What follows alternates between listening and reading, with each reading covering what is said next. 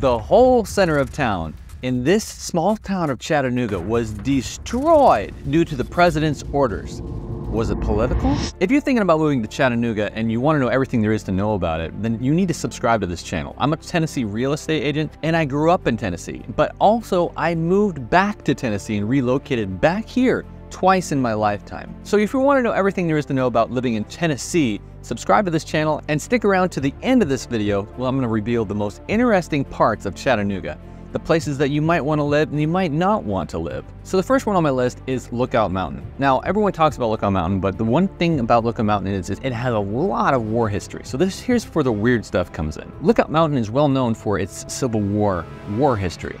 In fact, there was 1,200 Confederate soldiers and 600 Union soldiers that died while ascending this hill. This is not just any hill though. It goes up thousands and thousands of feet. Lots of people live in a little private community at the top of this place. So when that was happening, there was also about 1,000 people that were captured or missing. But now it's become quite a living destination for the affluent, because homes up there start or in a range of maybe a median price of about $900,000. And I've seen them go for much more than that.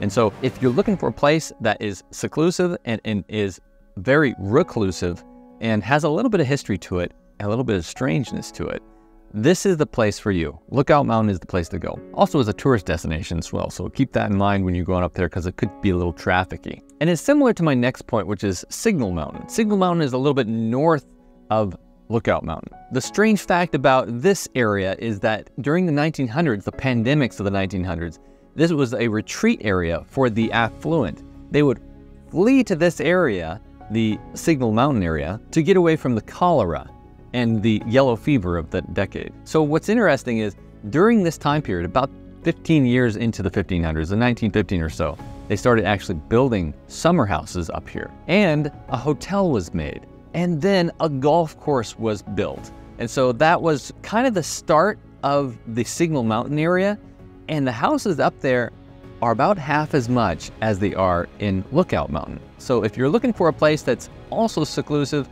still very close to the city, but has a location that's kind of has some neat history behind it, Signal Mountain is your place to go. And by the way, why do I know so much about the median prices of these locations? Well, I'm a real estate agent and I'm here to help you try to find your location here in Chattanooga area. So if you want to know all the strangeness and you want to know all the information about Chattanooga, like these amazing facts that we're going through right now, go ahead and subscribe to my channel and reach out to me if you're thinking about coming out here. I'd love to help you find your best location to live in. Okay, moving on to East Brainard. East Brainard is a unique location. It's about a little bit north of Lookout Mountain, a little bit over to the east side, but it's right under Chattanooga. A little bit of strangeness about this area too is that it used to be occupied by what they called the Wolfman. Now, I'm not big on cryptids, as they call them, or people that think that there are Bigfoot or there's some kind of strangeness in the forest. I don't believe in that stuff, but Wolfman was real. Wolfman wasn't a wolf half hybrid human. He was actually a man that took care of a lot of exotic animals, including wolves. So in that area, he was a kind of an iconic character that owned a large piece of land. It kind of had kind of a zoo going on for exotic animals. So Wolfman is long gone, but this area is still well known and it's liked by a lot of Chattanoogans, because the area is very convenient. It's very close to Hamilton Place Mall. It's very close to the city. It's very close to just about everything in the area. And it's right directly located centrally near the airport as well. Houses start about the 400s, and so it's still a higher priced neighborhood, but it's not too bad because the average price in Chattanooga for a home is about $300,000 to $350,000 right now. And just up from East Brainard is Udall. So if you go up just a little bit further, there's a large area that is more country and encompasses a large array of beautiful area that you can live in, including White Oak Mountain, which has a little pinnacle mountain that has a lot of affluent people that live on it. However, the whole area is very spread out and very densely populated with trees, but not people. What's interesting about Udall is that it kind of got its name derived from Watertown. The original name was Muvtuawa, but others say it's better translated as Owl's Roost or Owl's Nest. Either way, Udall is well known for their owls, they say. And it's kind of a creepy creature when you listen at night, because out here in in Tennessee, they just sound spooky. Owls. The median price for houses out here, about $445,000 in Udall, but they range all over the place because it's not just the house that costs the money, it's actually the land. People have big swaths of land in Udall because it's more of a country area.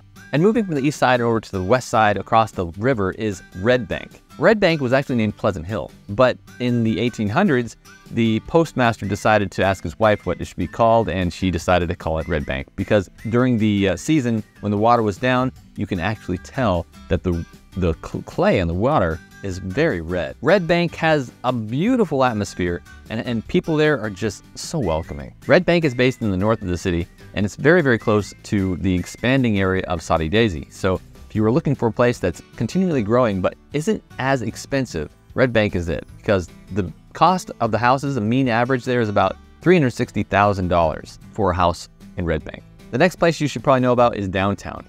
Downtown has a very interesting feel to it because it's the oldest section of town, obviously. This is where everything started, right beside the river. But there's something called the Reed House downtown. Now, I don't technically believe in haunted houses, but that's what they say about this place, so I have to report on it. So I believe the Reed House has actually been turned into a hotel system now. I could be wrong about that, but it's an interesting area. There's also lots of tunnels that go underground in that area because Chattanooga has been built up. They actually asked the people back in the day when they had a lot of flooding problems to come in and deliver dirt with wheelbarrows, however you need to do it, and just dump it. So there's a huge underground Chattanooga in that general area. So that's the strangeness behind Chattanooga area. It's also got the Walnut Street Bridge, the oldest pedestrian bridge that crosses the big river. So this is an ideal place if you want something that is right close to the conveniences of downtown, but you don't want to break the bank. The next city we're going to talk about is Hixon. What's interesting about Hixon is that it contains the largest number, percentage-wise, population per capita,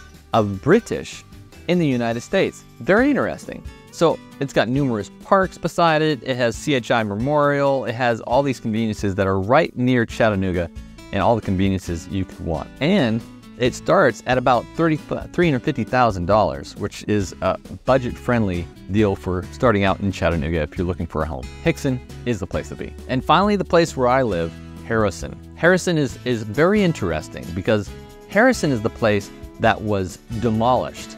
There's no real location centrally for Harrison. It kind of just exists on the right side of the river because the President of the United States said that the center of the city should be demolished, along with about 35 homes. And during that time, there wasn't a lot of people living there, but it was a significant blow to them because they just decided through eminent domain, which means the city or the country can take your land, we're going to destroy the area that you've decided to call home. We're going to take your land. Why? Was it political? No, probably not. Because what happened was they said that there's so much flooding going on down in Chattanooga that we need to build a dam. And so that dam backed up the water into the areas that had been built into Harrison. So there's not really a central location for Harrison anymore because of that reason. It was demolished. But now there's a plaque that sits beside the river and you can actually still see the roads and the foundations of these homes, these families' homes that were told they had to leave and their houses were going to be flooded. Harrison is a kind of retirement area. It's very quiet. Houses start an average of $330,000, and so it's a good place to go, and it's a beautiful, beautiful waterside village that I think you would very much enjoy. And if you enjoy any of these towns or want to know more about it, why don't you get in touch with me? My number is on the screen, and I'll be looking for you around town.